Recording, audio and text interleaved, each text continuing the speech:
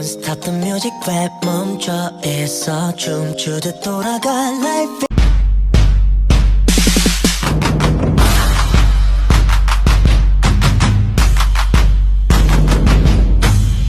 Assalamualaikum warahmatullahi wabarakatuh. Perkenalkan, nama saya Agustina Indriani dengan NIM 220320429 dari kelas 4PA MJ5.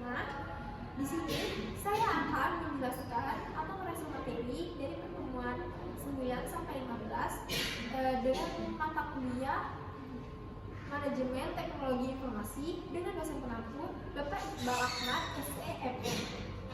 Materi pertama yaitu ada sistem telekomunikasi. Sistem komunikasi ialah telekomunikasi berasal dari kata tele, yaitu artinya jauh, dan komunikasi yaitu artinya hubungan atau pertukaran informasi. Jadi telekomunikasi adalah penyampaian informasi atau hubungan antara satu tempat ke tempat lain menggunakan bantuan peralatan khusus seperti peralatan elektronik. Lalu selanjutnya ada juga dua sisi sistem telekomunikasi, yaitu ada komponen utama sistem telekomunikasi, yaitu ada satu, transmitter, kedua, media transmisi, ketiga, receiver, keempat, perangkat pengelola sinyal. Lalu ada juga fungsi sistem telekomunikasi, yaitu ada transmitting device, yaitu berfungsi menyampaikan informasi dari satu tempat ke tempat yang lain, baik dekat maupun jauh. Lalu ada connecting device, yaitu berfungsi menghubungkan perangkat sehingga pengguna dapat menghubungi perangkat lain yang diinginkan. Ketiga, ada terminal, yaitu perangkat yang mengubah sinyal informasi asli. Lalu selanjutnya ada media telekomunikasi, yaitu merupakan semua alat memproduksi, mereproduksi, mendistribusi, menyebarluaskan, dan menyampaikan informasi. Lalu materi kedua ada internet, intranet, dan externet. Apa sih itu internet? Internet adalah jaringan global yang menghubungkan jutaan komputer dan perangkat lain di seluruh dunia, yang memungkinkan pertukaran informasi dan komunikasi antara pengguna melalui berbagai protokol dan layanan. Lalu, intranet adalah sebuah jaringan perusahaan yang dibangun menggunakan teknologi internet yang bisa disebut juga jaringan pribadi yang menggunakan teknologi internet untuk berbagai informasi, operasi, dan layanan komputasi dan dalam organisasi. Ada juga externet, yaitu adalah jaringan komunikasi yang menghubungkan aspek internet dan intranet dan internet untuk memungkinkan kolaborasi yang aman antara perusahaan dan pihak eksternal seperti penyalur, supplier, penjual, vendor, dan mitra partner, pelanggan, dan lain-lain. Lalu ada juga karakteristik sistem informasi fungsional, yaitu jenis sistem informasi yang dirancang untuk mendukung fungsi-fungsi spesifik dalam sebuah organisasi. Karakteristik utamanya yaitu ada fokus pada fungsi tertentu, yaitu ada integrasi terbatas dan pengelola proses bisnis. Selanjutnya ada sistem informasi manajemen, yaitu ada SIM. SIM adalah jenis sistem informasi yang dirancang untuk menyediakan informasi yang diperlukan oleh manajer dalam organisasi untuk mengambil keputusan, merencanakan, dan mengendalikan aktivitas bisnis. Karakteristik utama dari SIM adalah fokus pada dukungan keputusan manajerial, integrasi data, dan pelapor dan analisis. Sistem proses transaksi, yaitu dua adalah jenis sistem informasi yang dirancang untuk mengolah dan memproses transaksi bisnis sehari-hari dengan cara yang efisien dan akurat. Lalu materi selanjutnya adalah pengertian e-commerce, yaitu apa sih e-commerce? E-commerce adalah sistem yang memungkinkan transaksi transaksi komersial dilakukan secara elektronik melalui internet. Yaitu ada juga jenis e-commerce yaitu business to business, business to business, customer to customer, customer to business, business to government, government to business, government to customer. Ada pula keuntungan e-commerce yaitu 1. Biaya operasional yang lebih rendah, 2. Pengelolaan intervensi dan yang efisien, 3. Personalisasi dan targeting, 4. Analisis data yang mendalam, 5. Pemasaran dan promosi yang efektif, 6. Memudahkan dan melacak mengelola transaksi. Ada juga yaitu batasan e-commerce yaitu 1. Keamanan dan privasi, 2. Keterbatasan teknologi, 3. Kendala logistik, 4. Persaingan yang ketat. Ada juga kegagalan e-commerce yaitu 1. Masalah kepercayaan pelanggan, 2. Kualitas produk dan layanan, 3.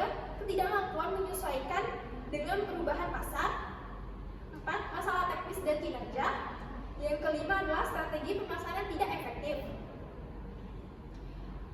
Yaitu ada juga penelitian pasar. Penelitian pasar itu ialah proses mengumpulkan dan menganalisis, menginterpretasikan data tentang pasar, termasuk pelanggan, pesaing, dan tren industri. Ada juga periklanan, yaitu komunikasi pemasaran yang bertujuan untuk mempromosikan kepada pelanggan sebelum, selama, dan setelah pembelian untuk memastikan kepuasan dan loyalitas pelanggan. Materi selanjutnya itu adalah pengertian supply chain management, yaitu adalah pendekatan sistematis untuk merancang, merencanakan, mengelola, dan mengendalikan sebuah rantai pasokan agar dapat mengalirkan barang dan jasa pemasok ke pelanggan dengan cara yang optimal. Ada juga jenis-jenis supply chain management, yaitu ada supply chain management tradisional, supply chain management just in time, yang ketiga itu supply chain management just in case, supply chain management agile, supply chain management lean, supply chain management digital. Yaitu materi selanjutnya ada African Intelligence Expert System dan System Intelligence. AI atau Artificial Intelligence adalah ilmu komputer yang berfokus pada pengembangan sistem dan perangkat lunak yang dapat meniru dan melakukan tugas-tugas yang biasanya memerlukan kecerdasan manusia. Komponen utama AI itu ada 1. Machine learning, 2. Natural language processing, 3. Computer vision, 4. Robotics. Selanjutnya, expert system, yaitu jenis sistem AI yang dirancang untuk meniru kemampuan dan pengetahuan seorang ahli dengan dominan tertentu. Yaitu selanjutnya ada sistem intelligence atau SI, yaitu konsep yang mencakup penggunaan berbagai teknik untuk menciptakan sistem yang tidak hanya mampu menyelesaikan tugas-tugas yang kompleks tapi juga belajar dan beradaptasi dengan lingkungan atau perubahan data. Komponen utama sistem intelligence yaitu ada 1. Adaptation system, 2. Self-learning system, 3. Complex problem solving. Materi selanjutnya yaitu adalah pengertian dan hak kekayaan intelektual (HAKI), sejarah perkembangan HAKI dan manfaat HAKI. Hak atas kekayaan intelektual atau HAKI adalah mencakup hukum-hukum yang melindungi hasil kekayaan intelektual seperti karya seni, penemuan teknologi, merek dagang, dan desain industri. Hak eksklusif atas ciptaan mereka dan menggunakan tanpa izin yaitu ada hak cipta, ada hak paten, hak merek dagang, hak desain industri, hak atas varietas tanaman, dan hak atas pengetahuan tradisional. Selanjutnya ada manfaat HAKI yaitu melindungi hak cipta dan inovator. Yang kedua, mendorong inovasi dan kreatif. Ketiga, mengatur penggunaan dan distribusi. 4. Mencegah pelanggaran kewarganegaraan dan peniruan. Sejarah perkembangan hak atas kekayaan intelektual atau HAKI yaitu dimulai dari pengakuan informal terhadap pencipta intelektual pada zaman kuno, Mesopotamia dan Yunani, hingga pengaturan formal di Eropa pada abad ke-7 ke abad ke-17 dengan Statute of Anne di Inggris yang menjadi dasar hak cipta modern. Pada abad ke-19, banyak negara mulai mengadopsi hukum HAKI mereka sendiri, dan konvensi internasional seperti Konvensi Paris dan Konvensi Berne memperluas perlindungan pada paten dan hak cipta secara global.